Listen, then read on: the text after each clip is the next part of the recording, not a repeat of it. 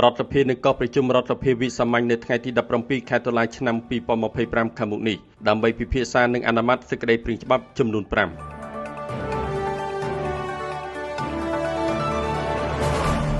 សម្ដេចមហារដ្ឋសភាទីការធិបតីខុនសូដារីប្រធានរដ្ឋសភានៃព្រះរាជាណាចក្រកម្ពុជានៅព្រឹកថ្ងៃទី10 ខែតុលាឆ្នាំ2025នេះបានអញ្ជើញដឹកនាំកិច្ចប្រជុំគណៈកម្មាធិការចិនត្រៃរដ្ឋសភាដើម្បីពិនិត្យនិងអនុម័តរបៀបវារៈមួយចំនួន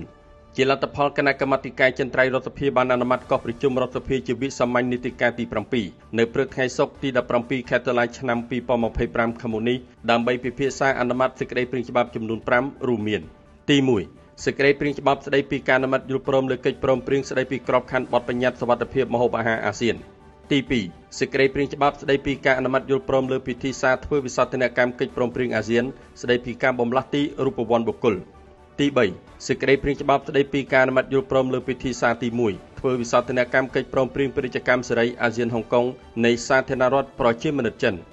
ទី4សេចក្តីព្រាងច្បាប់ស្តីពីការអនុម័តយល់ព្រមលើពិធីសារទី2ធ្វើវិសោធនកម្មកិច្ចព្រមព្រៀងពាណិជ្ជកម្មសេរីអាស៊ានអូស្ត្រាលីនូវែលសេឡង់និងទី5សេចក្តីព្រាងច្បាប់ស្តីពីការអនុម័តយល់ព្រមលើសន្ធិសញ្ញាស្តីពីការបង្កើតអង្គការអន្តរជាតិសម្រាប់សន្តិកម្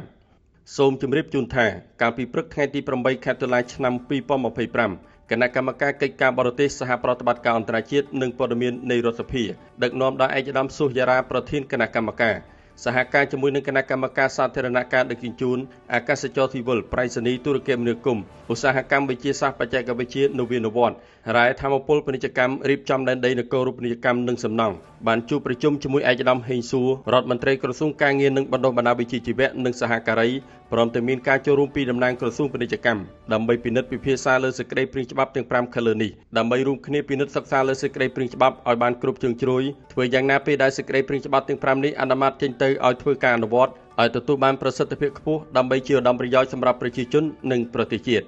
ិបើតាមឯកឧត្តមហេងសួររដ្ឋមន្ត្រីក្រសួងការងារនិងបណ្ដុះបណ្ដាលវិជ្ជាជីវៈបានឲ្យដឹងថាសេចក្តីព្រាងច្បាប់ស្តីពីការអនុម័តយល់ព្រមលើកិច្ចព្រមព្រៀងស្តីពីក្របខ័ណ្ឌបទបញ្ញត្តិសុវត្ថិភាពម្ហូបអាហារអាស៊ានកម្ពុជានឹងទទួលបានអត្ថប្រយោជន៍ដោយធានាការពារសុខភាពអ្នកប្រើប្រាស់សម្រួលការធ្វើពាណិជ្ជកម្មធ្វើឲ្យមានលំហូរម្ហូបអាហារមានសុវត្ថិភាពដោយសេរីនៅក្នុងរដ្ឋសមាជិកពង្រឹងសមត្ថភាពសហគ្រាសធុនតូចនិងមធ្យមរបស់កម្ពុជាកាត់បន្ថយការខាតបង់ផលប្រយោជន៍ផ្នែកសេដ្ឋកិច្ចដែលកើតឡើងបណ្ដាលមកពីម្ហូបអាហារគ្មានគុណភាពនិងសុវត្ថិភាពជំរុញឲ្យមានការធ្វើពាណិជ្ជកម្មម្ហូបអាហារប្រកបដោយសមធម៌និងការលើកកម្ពស់ការប្រកួតប្រជែងដោយសុចរិតនៅក្នុងព្រះរាជាណាចក្រកម្ពុជា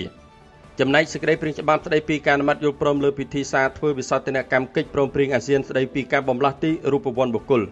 កម្ពុជានឹងទទួលបានអត្ថប្រយោជន៍សម្រួលដល់ការបំលាស់ទីនិងលំហូរនៃបុគ្គលិកជំនាញនិងអ្នកចូលរួមមកទស្សនកិច្ចក្នុងគោលបំណងធ្វើពាណិជ្ជកម្មក្នុងចំណោមប្រទេសសមាជិកអាស៊ានដែលជាផ្នែកសំខាន់មួយរបស់ផែនការលម្អិតសហគមន៍សេដ្ឋកិច្ចអាស៊ានឆ្នាំ2025ក្នុងការសម្រេចបាននូវការធ្វើសមាហរណកម្មសេដ្ឋកិច្ចខ្ពស់និងការផ្សារភ្ជាប់សេដ្ឋកិច្ចជាធ្លុងមួយរីឯសេចក្តីព្រាងច្បាប់ស្តីពីការអនុម័តយល់ព្រមលើពិធីសារទី1ធ្វើវិសោធនកម្មកិច្ចព្រមព្រៀងពាណិជ្ជកម្មសេរីអាស៊ានហុងកុងនៃសាធារណរដ្ឋប្រជាមានិតចិន